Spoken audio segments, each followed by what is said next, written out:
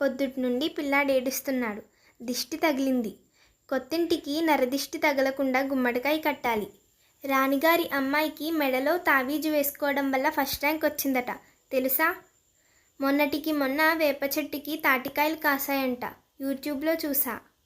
అంతు చిక్కని రోగాలు కొబ్బరి నూనెతో నయమైపోతున్నాయి. ఇలా ప్రతిరోజు ఏదో మూల వింటూనే ఉన్నాం. 2024లో ఉన్నాం. ఆశ్చర్యపోతూనే ఉన్నాం. ఇదే నా అతిశయం. మన పెరట్లో లేదా ఆరు బయట నాటిన మొక్క నుండి రకరకాల పువ్వులు పూస్తున్నాయి. ఇది ఆశ్చర్యం కాదా?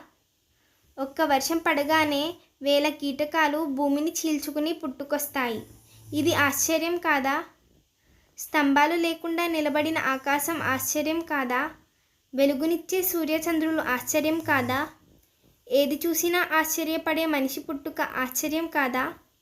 అసలైన ఆశ్చర్యం ఏమిటంటే సకల జీవరాశులను, ప్రకృతిని కేవలం మనిషి సేవకై సృష్టించిన దేవుడిని గుర్తించకపోవడమే అసలైన ఆశ్చర్యం.